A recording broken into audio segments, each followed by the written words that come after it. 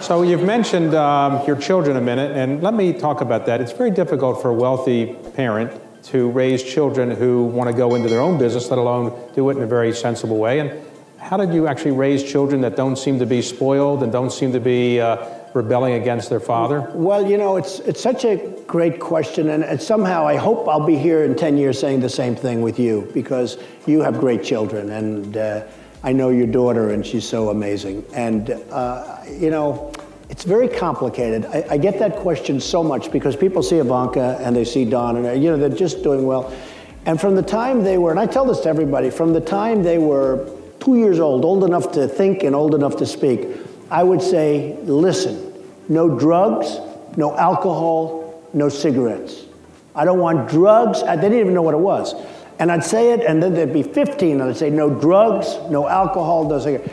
Because I've seen people like you, like me, very substantial people, where they have children, and they become alcoholics, they become drug addicts, they become other things. I mean, I add the cigarettes because if you can stay away from cigarettes, it's good. I don't smoke. I have no intention of smoking. But I have people, friends of mine, they're very strong. They smoke. They can't stop. They can't stop drinking. I went to the Wharton School. I had a friend who hated this taste of scotch.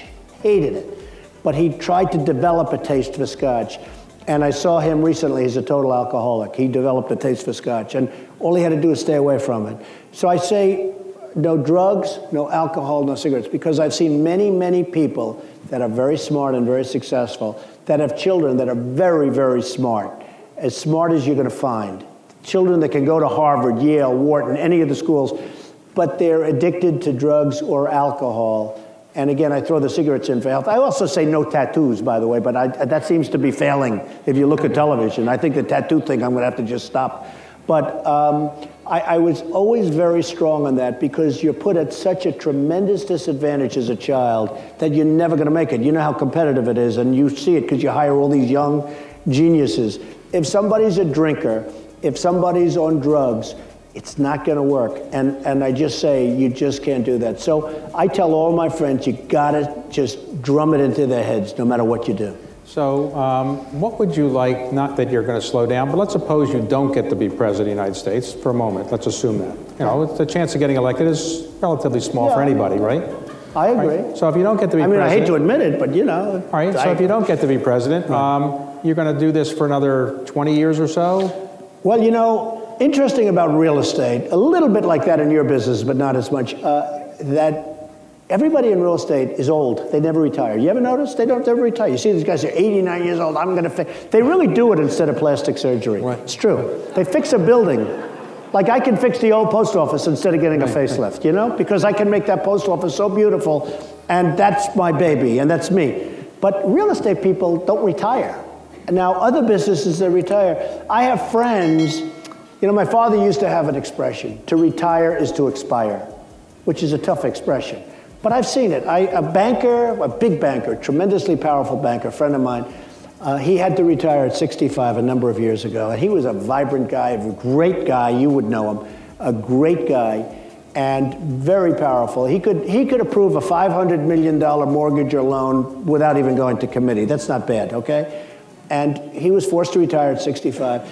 And I saw that man get old within a period of 1 year. It was like the most incredible thing. And I also saw him say to me, oh, well, when I retire, I have so many friends. I said, you'll have me as a friend, but you're not going to have a lot of people as a friend because a lot of people aren't going to call you back. And they all call you back right now, but they're not going to call you back. And he came to me about 3 weeks ago. He said, you know, you're the only one that calls me back and talks to me and goes, he said, all those other guys, New York developers mostly, I call them, they don't return my calls. They used to return my call before I made it. And they don't return my call. But that's life. I mean, that's a sad thing, but that's life. You're going to keep doing this, in other words, for quite a while. So I would. I love it. I love doing it. I mean, I love doing that more than running and getting abused by Chris Matthews. Hello. How are you? Mrs. Matthews is in the audience. And I love her husband, actually. He's always been a friend, but boy, did he turn liberal over the last 10 years. It's incredible.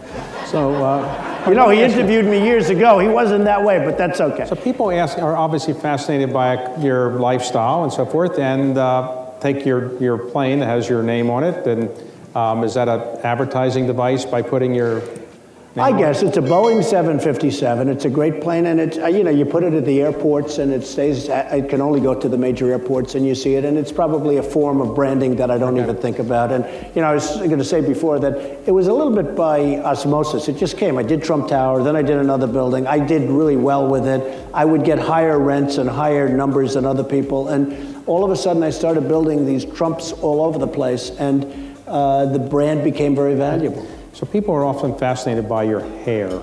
Yeah. Why is that? I don't know. That could be the hardest question of the evening. I mean, people just seem to be... Well, it is mine. It is. I mean, it's legitimately my hair. I get abused. I had a story recently. It was the best story, one of the best stories I've ever had. But in the second paragraph, he said, but he wears the worst hairpiece of any human being I've ever... And it's my hair. And so I can't even show the story in a way. It's like an embarrassing story. But it was a good story, a financial story. No, it's my hair for some reason, and I've always combed it the same way, more or less. And I do get abused about the hair, but I've actually become somewhat immune to it. It's funny, when you know it's yours, if it wasn't mine, I think it would be harder. But when you know it's yours, it's okay. It may not be beautiful, it may not be pretty, but it is mine. So on the economy, what is your projection now of the economy? You think we're going to grow at about 3% or so? Or? Well, I think a lot of things are happening. I love the fact that oil is dropping, but a lot of people don't. I mean, I've always said that oil should never be up at those levels. It was a fixed level.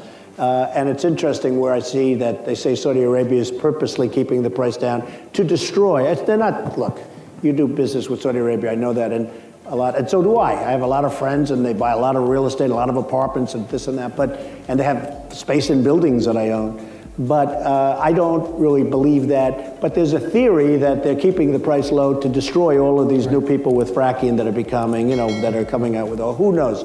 Who knows what it is? I love low oil prices. But a lot of people are saying it's low not for that reason. It's low because there's no demand. Because China's weak, and because this one's weak, that one's weak, everyone's weak. Obviously, Russia is getting killed right now with so many things going on, and they're so strongly based with oil.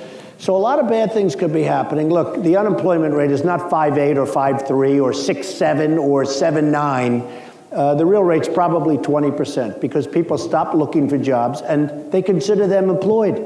You stop looking for a job. There are so many people out there that gave up looking for jobs, or they're part-time, or they're something else. But the fact is that I think your economy is obviously not doing so well. Now, the stock market is the one ray of hope. Right.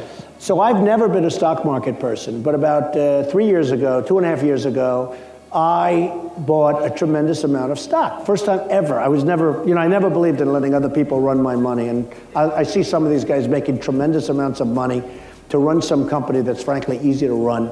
And I never liked it. But anyway, I bought stock. And the reason I bought stock, I said, because it's free money. You're getting free money. Interest rates are so low. And also, in my CDs, they were offering me 1/4%. So I said, what do I have to lose? It's almost like ridiculous. So I bought a lot of stock, and the stocks have gone up tremendously. I feel like such a genius every day, up, up, up. And I sold my stocks a few months ago, everything, because I'm not a great believer in the leadership of the country, and I'm not a great believer in decisions that are being made with respect to the country. And usually that would lead somebody that's, intelligent to go and do something. So I sold all of the stock that I bought. But I sort of I'm not a stock market guy, but the reason I did it was because the interest rates were so low. At some point, those rates are going to go very high, and that's going to be a pretty difficult time, I think, for the country. So would it be fair to say that you don't suffer from a lot of self-doubt? You seem to be very, I'm more like Woody Allen. I don't really know, what I should be doing. I'm not sure if I made a mistake here. You don't really have that issue so much? Well, I probably do have that issue. I mean, I think a lot about different things. And, Alan Greenberg, who I know, Ace, you were friendly with Ace, and he was a great guy. And he used to buy stocks a little bit for me early in the process. And, when I did it in a very small way. And one time I never heard this before, I bought a stock, it went up a lot, and I sold it. And a week later, somebody announced that it was going to be bought. And I would have made double the money if I would have kept it, right? I called him, Ace, we did a horrible thing. What did we do? I sold that stock. I should have kept it another week. I would have looked. He said, and it's the first time he ever got angry at me. He said, never, ever talk about a deal that's been made. Cross that deal off your head, because he's a trader. Right. He's a great trader, right? And he said, never, ever talk, don't even think about it. And he said it with anger, and he's never been angry at me before. But it was sort of interesting. It was a lesson I learned. No, I'm very happy. I sold the stocks. They've gone up a little bit since, but now they're sort of having some pretty bad times the last week or so. It'll be interesting to see what happens. But I like to run, I like to be invested in things that I run. I have confidence in myself, and I like to be invested in things that I run. I don't run these companies, and I see too many people that do that I know, and in your case, I have tremendous respect for this man, but in a lot of cases, I don't have great respect for the people running some of these companies. So let me ask you a final question. What is the most fun about being Donald Trump? I mean, what's the best part about being Donald Trump? And is there any downside to being Donald Trump? Well, I have to be very careful with that answer. That could get me into a lot of trouble. But I will say that I have had a good time in my life. I have a wonderful family. I have a wonderful wife. I have my children have been great. I think the best part is that I just love what I do. I really enjoy what I do. I think the hardest part is the fact that I can't go anywhere. I used to, like in the real estate business, I could walk the streets of Manhattan and I could see something and I could see signs that, something's for sale, and I can't do that anymore. Now, a lot of that, it started with The Art of the Deal when that became the #1 book. And then it went to The Apprentice, even more so when The Apprentice became so successful. But it's very hard to do that now. But I will tell you, I just have a great time with my life. I have a lot of incredible friends, including you. And it was a great honor to be asked by you. And I don't know how many people, this is one of the truly great men and great success stories, and it's an honor to be up here with you. My pleasure to have you here. Thank you very much. Thank you, Dan. Let me give you a gift. Thank you very much. Let me give you a gift. Thank you.